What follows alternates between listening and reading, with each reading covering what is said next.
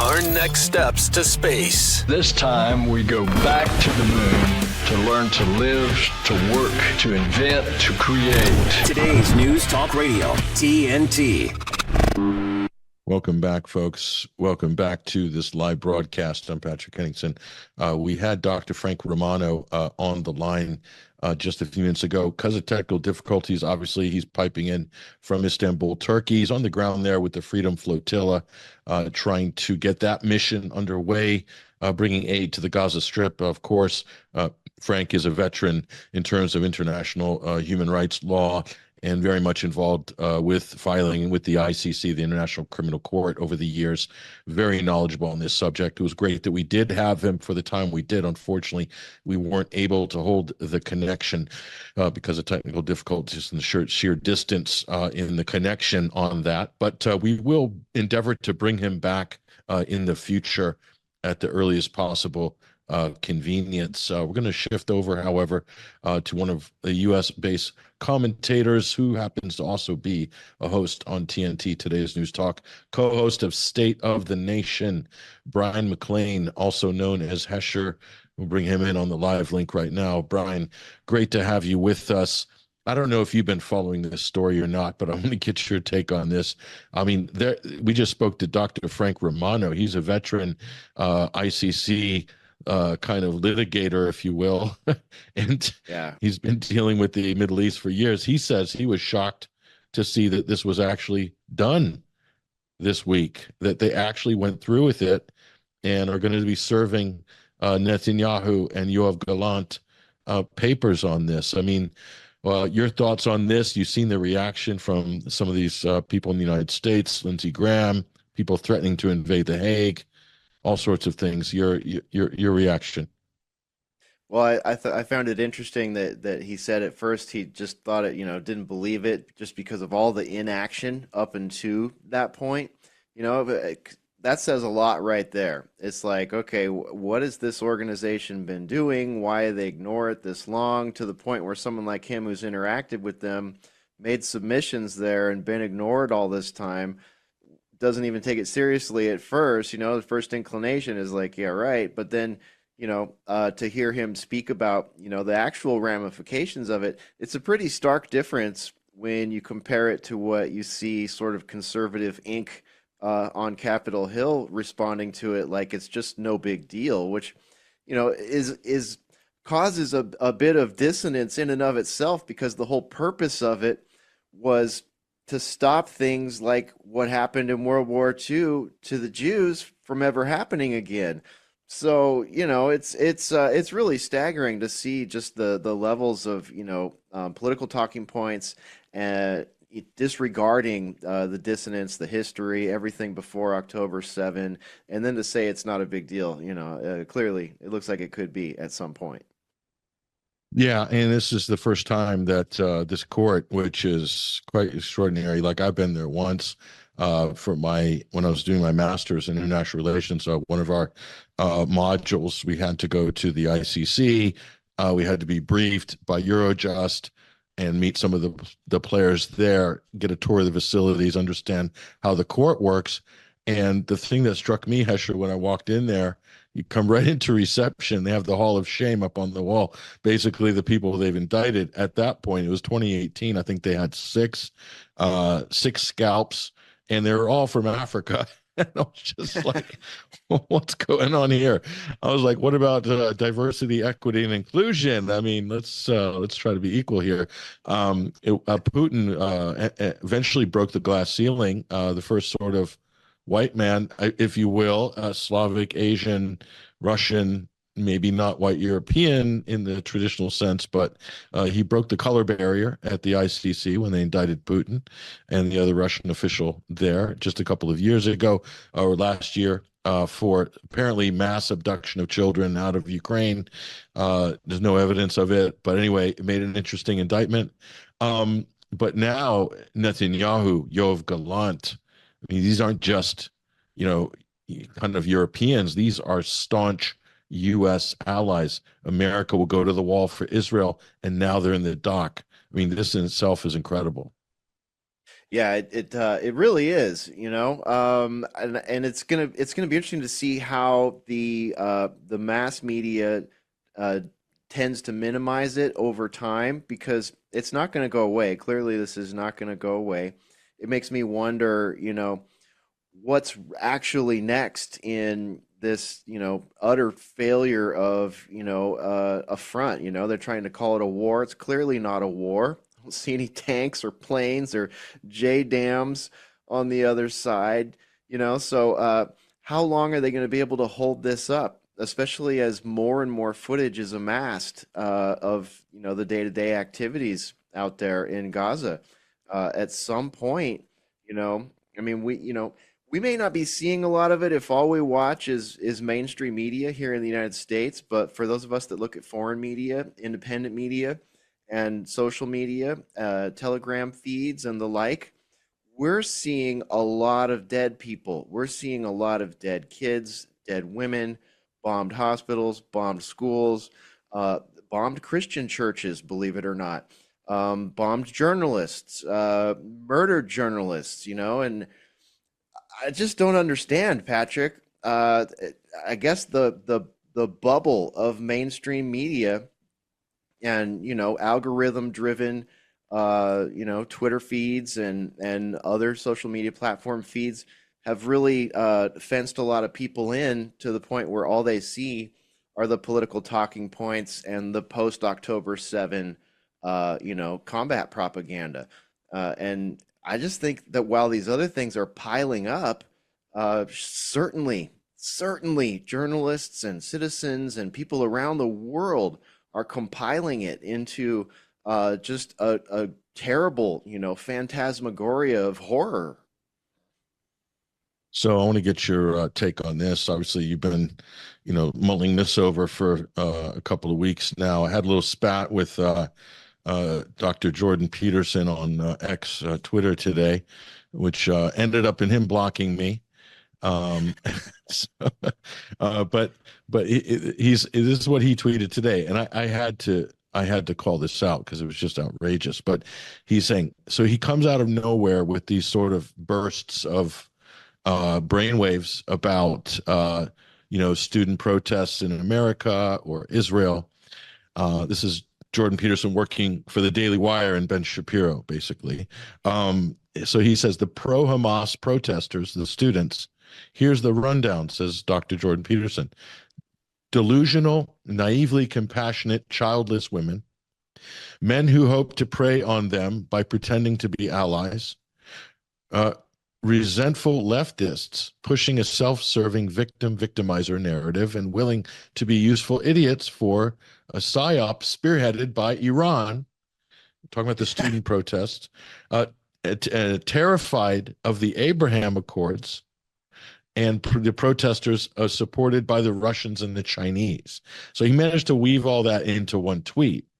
I mean, it's as if he's being spoon-fed his talking points from the Shapiro Netanyahu Ministry of Information. And obviously the pushback he got from this is just immense, the comments and everything like that. He's getting drenched. But it's this idea that you can't possibly be an anti-war protester without being, without being alleged to be, directed by the Russians, the Chinese, and the Iranians. I mean, this is no different than the whole Russian disinformation farrago, isn't it, from 2016 to the present? I mean, is Jordan Peterson not playing into that same kind of, deep state narrative, central government narrative there, saying you can't have any original thoughts. If you go against the establishment, you're somehow an agent of a foreign government, basically. It's kind of like what he's saying. What do you think? Yeah. I kept hearing this talking point. Like I started hearing it somewhere in 2022, maybe around the midterm elections, Conservative Inc. starting to realize, oh, wait, we're going to get completely trounced.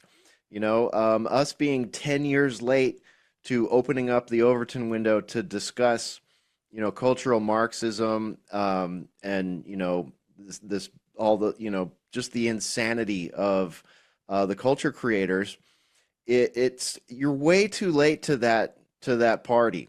And then, there's this odd confluence after the Overton window opened up to the point where we could talk about COVID and talk about viruses and talk about jab mandates and all that stuff. And then here comes Conservative Inc.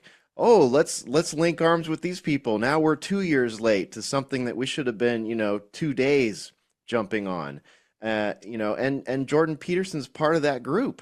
He is part of that group. Ben Shapiro, part of that group. All part of these Conservative Inc. people who saw the Overton window opening up, jumped in there, started repeating things that people like us have been saying for up to a decade or more, and then make a ton of money on it, start pulling in movie stars and big names and intellectuals like Jordan Peterson, bringing them in. Look at us, guys. We're all working together now. We're going to defeat the cultural Marxism. We're going to defeat the wokeism, et cetera, et cetera. But that talking point that started to build right there around 2022 was, we as Conservative Inc. need to employ the tactics of the woke Democratic left. And then they started, they lean in, they start trying to cancel people. And then October 7 happens, and bam, there's this big split that happens in that sort of link up between Conservative Inc., independent media, alt media, etc. And now we're in this huge mess. And again, just like when COVID happened, lines were drawn, relationships ended. We saw what happened with Candace Owens. And then we see other people like Jordan Peterson leaning in. And you're 100% correct. They're doing exactly that. They're using the tactics of the left against themselves, the same tactics that were used against them, the same tactics that had them deplatformed, demonetized, all the terrible things that many of us experienced. J6, the same tactics used on January 6th. Right. And now they want to do victory laps and be like, haha, now you're the Nazi. Well, what they're doing is the right, or what we call the woke right, and they've earned that title. They're employing Saul Alinsky tactics against their perceived enemy, which they think is the left. But what they don't understand is, through their ignorance, not understanding that the pro-Palestinian or the pro-ceasefire or the anti-war demonstrations that are happening, because that's what they are. It's just another branch of the anti-war movement that's been going for 50 or 60 years in America. And internationally, that's kind of what it is. It just so happens this is the most egregious, violent war on the planet. So obviously, this is the one that's getting all the focus right now. But they're using Saul Alinsky tactics. They're using Trotskyite, like radical left-wing revolutionary tactics, like lying about their opponent, because that's what they did with J6. They said these are insurrectionists. They weren't trying to overthrow the U.S. government, but they got branded as insurrectionists. Ergo, that puts you domestically into the terrorist column, right? And that weaponized the FBI and the DOJ and threw thousands of these people unlawfully in prison and arrested on federal charges for doing less than trespassing in most cases. Okay, so what they're doing here is identical. They're saying they're pro-Hamas. This is what Jordan Peterson and everyone's pushing, that the students somehow are affiliated with Hamas because Hamas is politically designated as a terrorist group by the United States government. That means that they're terrorist linked. That's what the implication is. Therefore, they shouldn't have any rights or be protected in terms of their First Amendment or any other just normal rights for freedom of assembly and going about their political business in the United States. So they're trying to put them into a different category. So it's exactly the same thing, Hesher. Exactly the same tactics. And I'm going to say these aren't even tactics of the left anymore because the right's using them. So what are these tactics? These are just authoritarian, underhanded, dirty tactics. And so those on the Con Inc. and the conservative right side, they can't pretend to be any better at this point. Not only that, they're basically trying to pass a law to restrict free speech. Even the left didn't do that. Even the Democrats didn't even go that far. They've taken it a step further. So let's be honest in our criticism and even-handed here, because that's what needs to happen in America in order for us to get back to a place of sanity. That's my opinion. That's my approach. I assume I've heard you talk about this issue, Hesher, so I know that you're kind of feeling some of the same things that I am on this. Yeah, very similarly minded. And, I've had to call, I've had to make personal phone calls and do a lot of investigating to find, yes, indeed, we're not hearing any of the voices. There are some very well-spoken voices amongst many of these student protests. You will not find a single one of them speaking in the mass media. You see a lot of gotcha style videos going around and, talking to people that aren't very well spoken or maybe not really sure, they're just not geopolitically completely literate and informed yet. It's but there's plenty that are. That protest in Los Angeles where the police took the heavy-handed clean out, there was 1,000 people inside that encampment, approximately 1,000 people, and 800 of them heeded the warnings and left before they came in and started demolishing it and putting people in zip ties. And I would wager that of that 800, that's probably the contingent that's like, hey, I'm here because I'm anti-war, but I'm not going to stand here and get arrested. I want to live to fight another day on this. Those people, they all left. And what are we left with when we get the footage? We're left with agitators. We're left with, people, looking to get arrested. Well, you're left with the hardcore. But Exactly. you're left with the hardcore, not afraid to get arrested, ready to to be perp walked with tie wraps. I mean, they're not, some of them, in fact, they want to be arrested.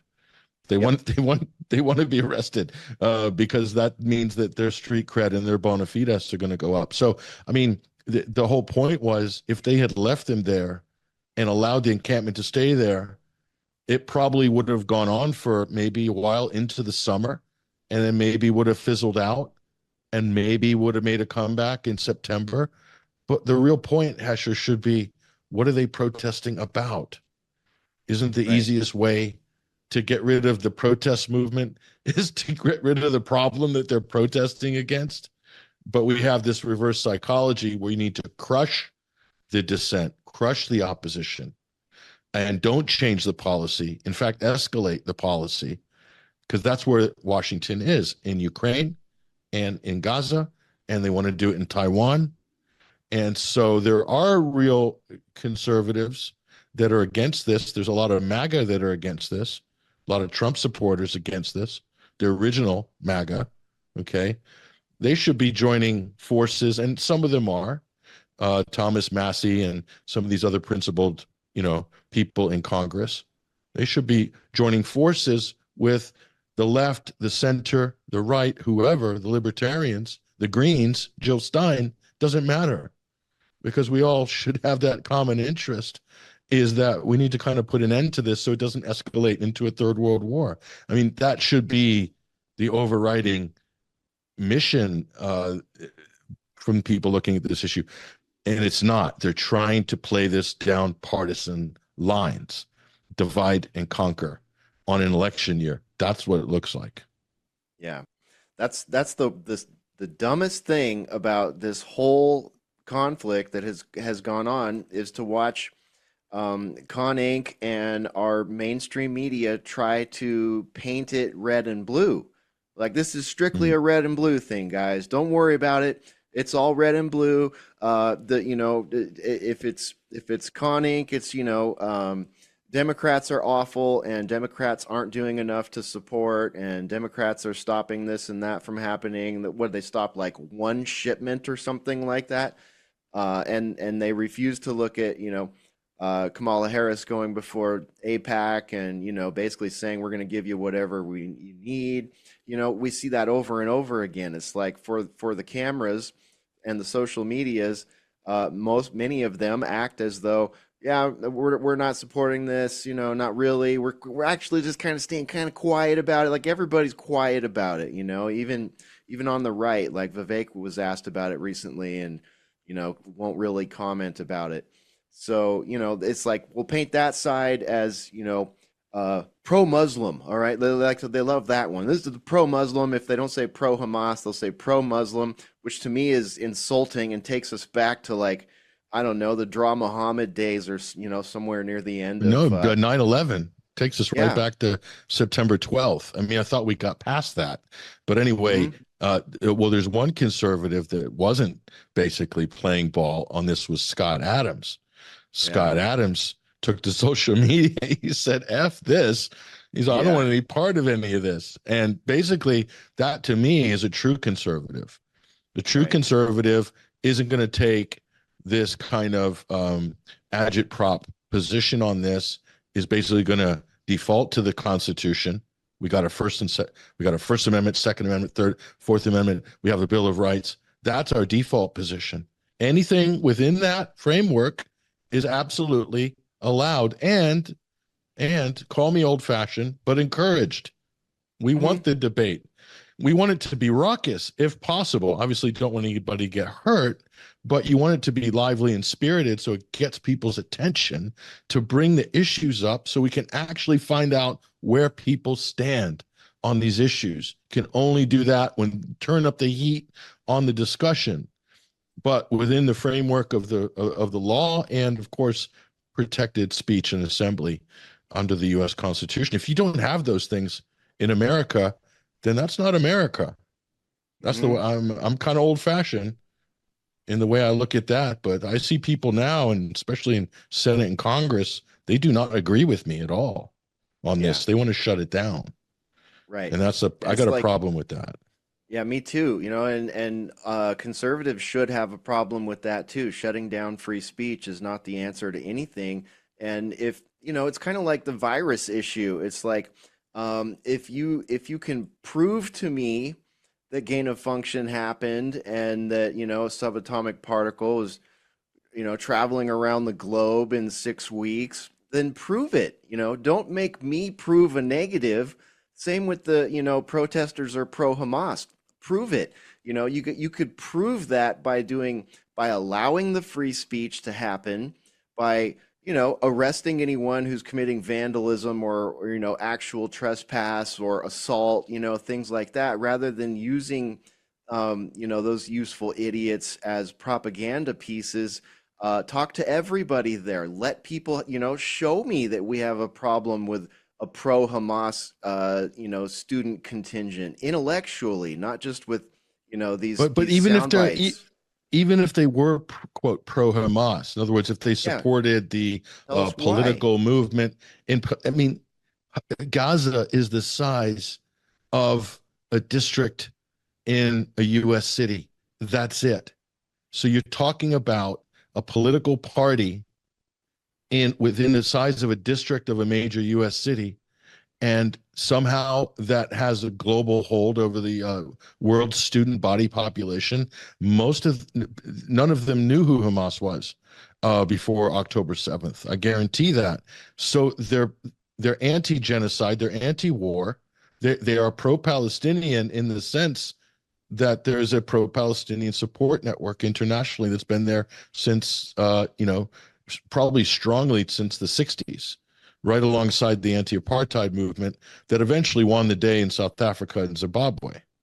So that's the reality of it. But it's been recast after October 7th to, I think, to demonize and to delegitimize any dissent on this issue. They don't want anybody off the reservations. They thought they had Gen Z pinned down on this, and they're massively wrong on this. Now, the hysteria, Hesher, the hysteria at the U.S. government level, as the old saying goes, you probably heard this, hath no fury like a woman scorned. You've heard that statement before. Oh, yeah. Hath no fury. I'm going to update that. Hath no fury like a fruitcake that's been overcooked. Roll this clip. So we, hopefully, together will find a way to register our displeasure with the ICC, because if they'll do this to Israel, we're next. This group tried to come after our soldiers. Yeah, you can clap all you want to. They tried to come after our soldiers in Afghanistan, but reason prevailed. So at the end of the day here, what I hope to happen is that we level sanctions against the ICC for this outrage to not only help our friends in Israel, but protect ourselves over time. Mr. Secretary, your statement yesterday was excellent. The President's statement was excellent. Senator Schumer's statement on the floor was excellent about the outrage here. They have destroyed the notion of complementarity. They have misled people in the United States Senate about their intention, and they shall and will pay a price. Mr. Secretary, I appreciate what you've said. It is now time for us to act. Thank you. So, Lindsey Graham throwing his toys out of the pram, and the U.S. isn't even a signatory to the International Criminal Court. So, his criticisms are a little bit hollow, aren't they? But yet he's still threatening retribution against them, against officials. He wants to sanction them. Is he going to sanction Kareem Khan? It's a barrister. He's a British barrister. That's not going to happen. Does he call them pro-Hamas too? I mean, at what point do we stop saying this? Yeah, anti-Semitic. Anti-Semitic, pro-Hamas, and the Israelis called the ICC anti-Semitic when these filings were released. So they went for that immediately. But that kind of term has just lost all meaning. It's become a kind of meaningless term at this point. It's been so overused and misused. So Graham thinks that he thinks he's got a mandate on that position, but I don't think so. He was getting jeered from the peanut gallery there, and sanctioning your allies, that's this kind of dodgy territory. That's what empires in decline do. They start to attack their allies because they can't do anything about their enemies, and that's what he's basically saying there. Britain's a signatory. Holland, France, Germany. Germany said they're going to pick them up if they land in Germany. They said they'll arrest them. So France has said they're going to honor it. So where's the U.S. on this? They're pretty isolated. It's them and Israel. I mean, China hasn't signed the ICC. Russia's not a signatory, but obviously for their own reasons. I don't think North Korea is. But guess who is a signatory? Guess who agreed to comply? Hamas. Hamas is a signatory to the ICC. And do you know why the 3 Hamas members were named? Because they said this got missed, but Dan Kovalek, human rights lawyer, we played his clip in the last hour with Freddie Ponton from University of Pittsburgh, formerly. He said, remember that when they said, Hamas said, a lot of people missed this, actually. I don't know if you picked it up. They said they will abide by any ICC investigation, provided Israeli officials are also indicted as well as them. And they said, if it's even, we will comply. And guess what? That's why they were named. So a lot of people missed that. So they're in line with international law. Hamas is respecting international law more and more in line than Israel and the United States on this. Listen, this is an incredible situation. That's the real story here that most people missed. But we're going to keep, publicizing this aspect of it. Because I remember when they said that months ago, I'm like, would they really go through with it? They're doing it.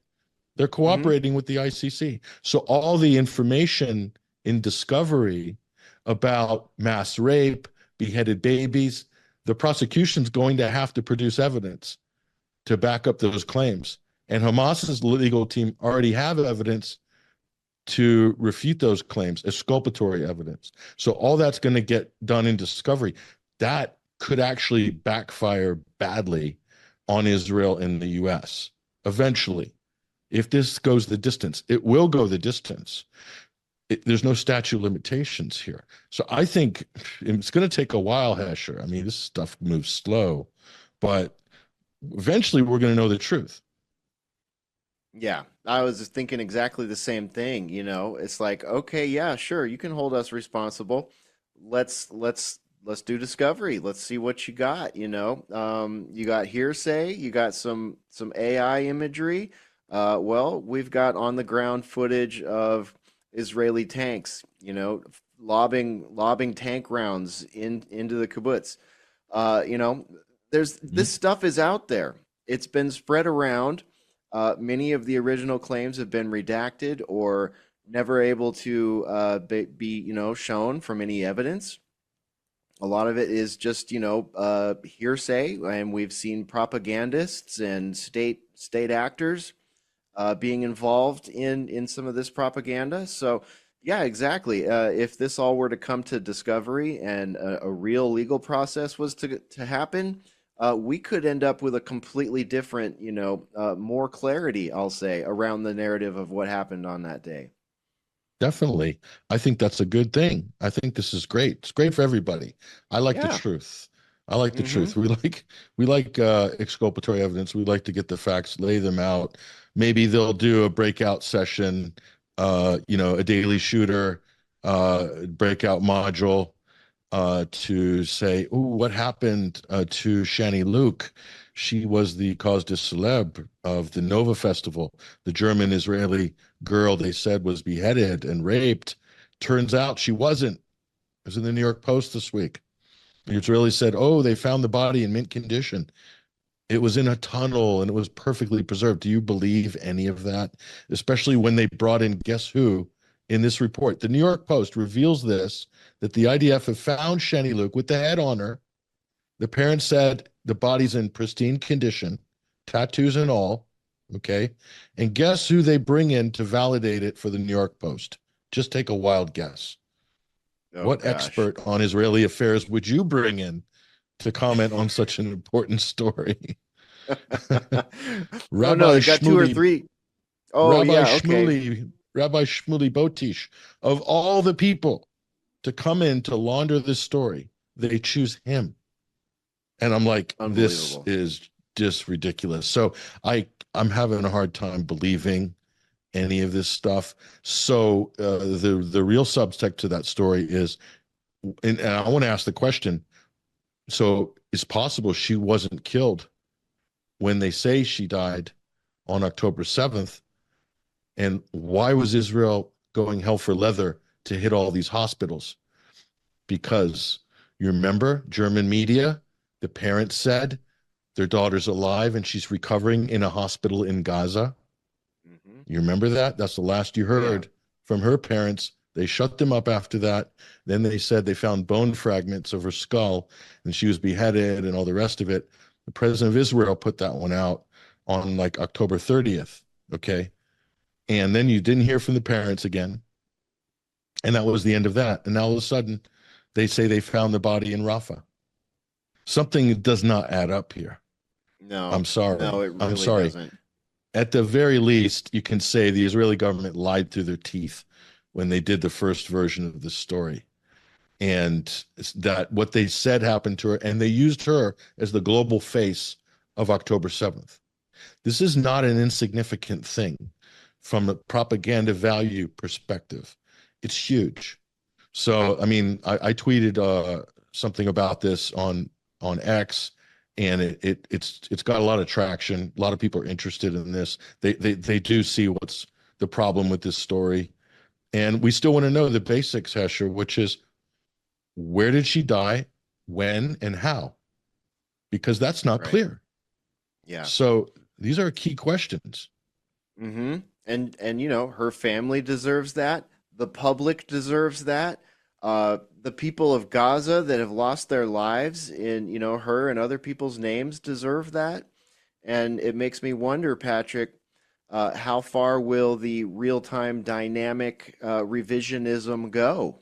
Like for this to be obfuscated in the long-term way, the only thing I could see bringing that about would be bigger conflict, worse things happening. Much like our elections, much like COVID, there's so many things right now, so many threads that have not been completed, and criminals, human rights criminals, war criminals, treasonous that need to be addressed. And clearly, the plan is to just escalate everything and give us enough distractions here in the homeland to maybe include violence at some point, that things like this will fall between the cracks. I can't help but think that that might be the strategy here, whatever we have looming before the 2024 election coming for us, be it stage managed or not. It appears as though any sort of division and chaos is being fostered by the mass media and by the politicians right now. And yeah, I just don't see how this, narratives like this are going to be able to stand the test of time without, some massive disruption to Western society. Yeah, and world hands at looking at some of these high-profile, fantastic events, be they mass shootings, terrorist attacks internationally or domestically. So all we're doing here is asking the basics, the basic questions: how, when, where, why. I have no idea, but we just need to know the basics, because you can't tell me the real story and then act upon it if you don't even know those basic questions. And we don't know those basic questions after all this time. And that story was used as the building block of the entire October 7th public reaction. And a lot of people used things like this to justify the IDF's operation, which now they're on trial in the International Courts of Justice and the ICC. So it's all connected. The propaganda is important. Last thing I'll leave you with, you might want to look into this, Hesher, with your great colleague over there at State of the Nation. Speaker Mike Johnson is losing staff. They're resigning at an incredible rate. He just lost another senior staffer today.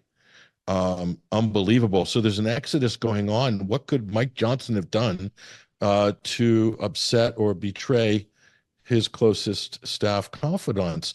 Is it the fact that he has done a U-turn on all of the principles he purported to hold up until a couple of weeks ago? Interesting development there, I think. Yeah, could very well be. We've been wondering, ever since he went into the skiff before they signed that, $100 billion war bill, just a complete change. And what did he have to say? Trust me, I was shown, and Americans are not, I hope Americans are not this stupid. Many of them are not this stupid anymore to know that you can have an elected official get brought behind closed doors, like the old Bill Hicks joke about what they do to new presidents, show them the real Zapruder film, and then come out and be a completely different politician just, after coming out of the door. Outside conspiracy theory here. It's not resignations, it's a purge, because Mike Johnson is being tapped to be Donald Trump's running mate. Outside theory there. What do you think? Is there any legs there? Yeah, there's definitely legs there. I mean, people were there's the whole list, right? The potential list of VPs. Ron DeSantis was on it until about, I don't know, late last week, early this week, when it was discovered that the FBI called ahead and told him that they'd be doing the raid at Mar-a-Lago, and that is just more information is coming out about that now. They created an orgy of evidence there. They violated Melania's, privacy. Yeah, they had their warrants and everything. They violate whatever they want, but the extensive amount of photography that they took in her room, and then to move documents around, place documents in the photo, try to create this, jumble of evidence, kind of like we saw in San Bernardino. It's like, oh, here, we're going to place all this stuff on the bed and then allow a bunch of photographers to come in and we'll leak some of these photos. And, it's just like, I'm sorry, the jig is up here. People know the tactics and people know what's going on. And then the fact that they went in there with rules of engagement that, were prepared to have, basically a shootout with the Secret Service or Trump's private security. I mean, it's like, what's going on here? What are we trying to accomplish? And again, they wanted documents that he had declassified before he left office. And, your comment about, not to, jump around here, but I know we're short on time, but your comment about, that woman in Israel, and that makes me wonder about the journalists that have been deleted from the map too. What did they have? What could they have potentially had? Did they potentially know the who, what, when, where, why, and how of her demise? How many journalists have we lost now? Yeah, well, in Gaza, I think Crazy number, 130. That's the more than the total in World War II, the entirety of World War II. So I mean, that's pretty incredible. So yeah, Amazing. there is evidence to suggest that some of them were targeted by the IDF using the Lavender program, and tracking them and waiting till they get home and then hitting them. And of course, they're with their family at that point. That happened on more than one occasion. So there's a little bit of playing dirty here, kind of to the point we haven't seen this before. So it's kind of like new territory. But yeah, spoiling the crime scene, spoiling the evidence. This is the old trick as well. When you see that, you know that what you've just witnessed might be a staged event. We're just saying, it's one of the telltale signs, isn't it? Let the press in, spoil the crime scene. I could bring up another good example of that. I'll probably hold that to another segment. But yeah, interesting, very interesting. Well, that's where there's the SP is at the moment. Hesher, appreciate that. So what do you guys, you're going to go live in a few minutes with State of the Nation. What's up on deck there? Oh, we got a great show lined up. We got 6 wonderful guests: George Papadopoulos, Garland Favorito, Joe Hoft. We've got Pearson Sharp, who's going to talk to us about Ukraine. And then we have 2 former congressmen, Louis Gohmert and Doug Collins, joining us. We're going to talk about Georgia. We're going to talk about elections and primaries, Ukraine, and that topic we were just talking about there with regards to the FBI and Mar-a-Lago. So stick with us for State of the Nation coming up right after the Patrick Henningsen Show. You guys got all guns blazing, locked and loaded, ready to rock, ready to roll. Louis Gohmert, that's an interesting cat. Definitely, you can have a good conversation with him. Ask him about Russiagate. Get some interesting inside information there. I hope you do. Anyway, State of the Nation's coming up here with Bryan Hesher McClain. Anyway, take care, you guys. All the best.